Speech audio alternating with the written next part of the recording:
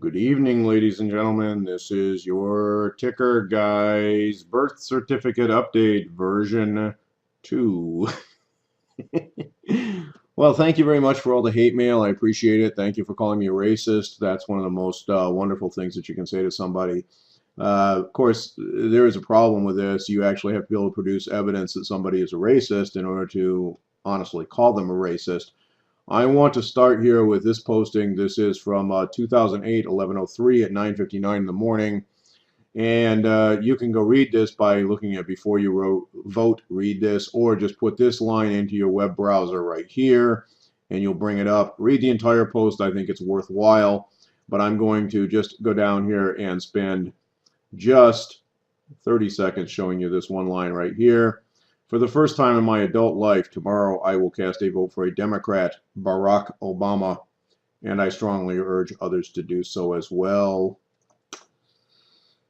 Ladies and gentlemen, if you wish to label me in that sort of a fashion, please square this against the fact that I not only voted for Mr. Obama, I endorsed him in 2008 prior to his election due to my experience with his opponent, Mr. McCain. All right, now let's go look at some of these things again, and we're going to revisit a few of the criticisms and critiques and, frankly, just outrageously false things that people have had to say. The first is nobody has explained how we get the degradation in the background here. Folks, you have to watch this in high def to see it, or bring up the document in Adobe Acrobat Reader yourself. You will see that the background is degraded in the areas where there is no printing, whereas on the outside here it is not. This is fairly strong evidence that this has been assembled by overlaying things on top of one another. By itself, it does not stand as proof, and I have not stated that it has, but it does strong evidence. Another thing that we noted before is that there are no chroma artifacts nor any black and white, any grayscale artifacts around these letters. And then there is also the layers issue. People have said that the layers that are being dropped in here are happening as a consequence of normal, natural kinds of things. And if we look in here and we look at the number of layers, you will see that it's actually pretty small. We've just got these little areas here. In fact, we could take this little clipping mask off here, and you see there's all the background. In fact, that's the entire background. All right, now I want this is important, and I want to come back to this in a moment because I want to show you this very same document. And if you remember, in the last video, I actually took it and I scanned it. And I'm going to bring that up here in Adobe Acrobat Pro. Here it comes. Okay, now this is the same document that I put through my scanner. And if you remember, we went through this and I showed you that there was chromatic aberration in here, that there was some evidence that it had actually been scanned. And if we go down in here, you can see the chroma down here in the corners. This is essentially a photograph, okay, which is exactly what we were told that Barack had given us. This is a photograph. Now, why is this important? Well, because I can take this photograph, and by the way, this is a 16 megabyte file. It's a pretty decent sized file. And I can go up in here into Document, and I can say Optimize Scanned PDF. Now, this is what people say was automatically done by the Macintosh that this thing was scanned by, and that it produced all these wonderful little artifacts. We're going to go ahead and we're going to do that. Now, once we've done that, you can see that we have nice darker text. We have some artifacts, which we saw in the other certificate. I'm going to get to a few other things first. But if you look down here, you'll see, and again, here is the same sort of distortion that we saw in the other document. Okay, so people say, well, you know, that's what's going on. Well, wait a minute. How come the background hasn't been degraded here? And it has not. All right, there is no discernible difference between the background where the text is not here inside this bounded box and the background on the outside. That's a little bit of a problem, and yet it is clearly visible in the other image, and it's not in here. That's somewhat of a problem that we have here. And then we've got a couple of other issues that I'm not real happy about too.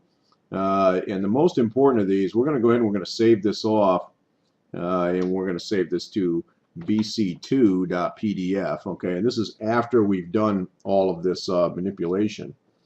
All right, and we're going to go back into Illustrator, and I'm going to open this. And the reason I want to bring this up is because people say, well, you get those layers automatically, and National Review also showed this sort of thing. The difference is, look at the number of layers you get from running an optimize. All right, this is what happens when you allow the computer to go in there and say, oh, by the way, we think that you ought to go in here and start looking at things. By the way, if you're wondering where the certification stamp is, the imprint, there is one. It's down in here. It does actually exist. So, you know, what they had was there. Now, again, you know, I start blanking things out, and I can see the same kind of thing that happened with the original certificate. But as you'll notice, the computer isn't really good at doing this. Okay, it makes a lot of mistakes. It takes a lot of areas and deems them as identical and puts them into clipping groups. When you do this by hand, you get a relatively small number here, folks. And things like, oh, look at that, all pretty much in one place. Hey, how'd that happen? Okay, so the idea that this is all computer generated, hey, you know what, maybe the Macintosh's software is so vastly superior to the PCs, but guys, remember, Adobe makes the PDF format. Who would know better than Adobe? Maybe not anybody. That could be a little bit of a problem. But now, today, we're going to get into some new content. You know, one of the principles of playing poker, ladies and gentlemen, is that you never show all of your cards until somebody calls your bluff. Well, guess what? I think I would like to turn over another card. And by the way, if you are taking from this that there may be more, that might be a correct assumption, and it may not. You're just going to have to wait and see. This was supposedly produced on a typewriter, ladies and gentlemen. Now, a typewriter is a very simple device. You put a piece of paper in it up against the left margin, and you type, and it is fixed spacing. Why is this important? Because the spacing on one line is identical to the spacing on the next line, and is identical to the spacing on the line after that. And typewriters produce full spaces. And so when we look here, hey, look, we got an immediate problem. Kanapalani or Kapialani and Barack line up, but the sex of the child does not. Now, you know, if I was typing a birth certificate, I think whether or not the baby that was just born had a penis or not would be immediately obvious, and wouldn't be one of these things you'd go back and put the paper back in the machine and type it in later. Hello, male or female is one of them singular things. But if you look here, Barack, 25, Stanley, Capilani, all lines up nicely. Sex does not. How did this get here, ladies and gentlemen? And was this typed at the same time? Well, the answer is no. Same situation here. Barack, maternity, the 5 in the address, Kenya and Wichita all line up. What do we got here? I got an X in this birth that is not only not centered in the space, and by the way, if it was centered with the B for Barack, it would have been, but it too is off spacing. And then I got the same problem over here with the birth date. Now, why is this important? Well, primarily for one reason above all others, and that is, and oh, by the way, this is also very curious too. One of the things that I looked at originally when I saw this out of alignment was that I thought that this line was the one that was out of alignment. As you can see, remember, here's male, okay? And then we got August here, which does not line up properly with the word none underneath. All right, and it also lines up somewhat off here. Let me show you. Here's where it should be. Notice that the X's are not correctly lined up either. And then I've got a very curious thing. University and Obama line up correctly, along with Honolulu, right? Okay, so all this looks okay. And that looks like a little bit of an issue too, in that we have this alignment is perfectly all right, all the way through here.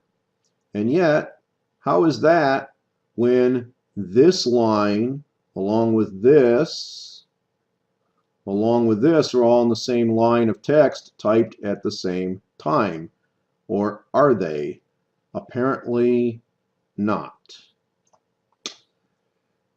Draw your own conclusions, ladies and gentlemen, but what I see here is a document that was not put into a typewriter and typed in one operation.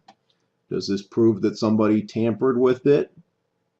Not necessarily, but it is just yet another piece of the puzzle, because as anyone who's ever used a typewriter knows, and by the way, does anyone remember how Dan Rather got caught? Yeah, same basic problem, right? Proportional fonts and fonts that didn't exist. Now all of a sudden we've got text here on this certificate that should line up vertically, and yet in some places it does not. Draw your own conclusions, ladies and gentlemen, but the mystery continues to deepen. Have a good day.